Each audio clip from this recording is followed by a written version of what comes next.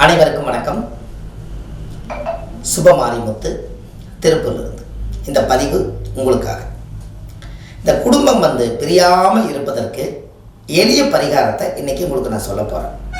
இது ரொம்ப முக்கியம் இல்லையா? உங்களுக்கு வாழ்க்கையில் நீங்கள் கொஞ்சம் தெரிஞ்சுக்கணும் அல்லவா? அதனால் உங்கள் வாழ்க்கையில் ஒரு பெரிய மாற்றத்தை ஏற்படுத்தி கொடுக்கும். இந்த குடும்பம் நல்லா தான் வாழ்ந்துட்டு இருப்பாங்க, ஏதோ ஒரு மனஸ்தாபத்தினால பிரிஞ்சுக்கலான்னு ஒரு முடிவு பண்ணுவாங்க. இதுக்கு நம்ம முதலே ஒரு தக்கா பண்ணி வைக்கணும் அல்லவா? அதற்கு நம்ம வம்சமாக தலைஞ்சு இந்த குடும்பம் பிரியாமல் இருக்கோம்னா ஆலமர விதை இருக்குது பாருங்க, ஆலமர விதை.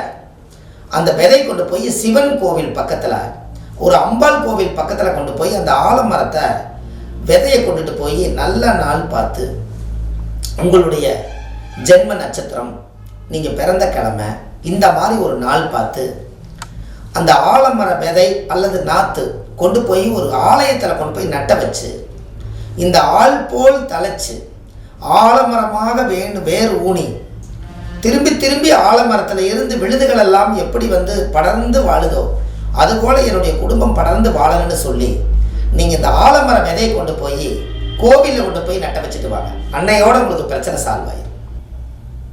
அப்போது கண்டிப்பாக உங்களுக்கு ஒரு மிகப்பெரிய மாற்றத்தை உருவாக்கி கொடுக்கும். உங்களுக்கு இன்னொன்று தெரியுமா? தாய்க்கு சும கொடுக்காத ஒரே மரம் என்ன மரம்னு உங்களுக்கு தெரியுமா?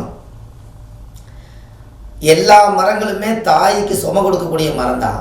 ஒரே ஒரு மரம் மட்டும்தான் தாய்க்கு சும கொடுக்காத மரம், ஆலமரம். ஏன் அப்படி?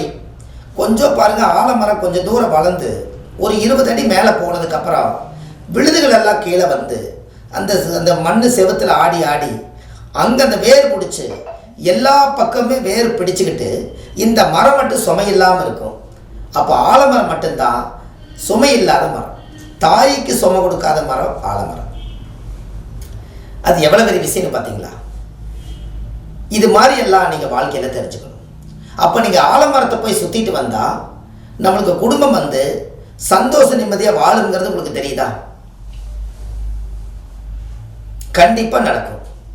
நீங்களே இதை செஞ்சு பாருங்கள். உங்கள் வாழ்க்கையிலே குடும்பம் எதுவும் பிரிவினை வராது, ரொம்ப நல்லா இருப்பீங்க என்று சொல்லி அடுத்த பதிவில் உங்களை சந்திக்கிறேன். சுபமாரிமுத்து. நன்றி, வணக்கம்.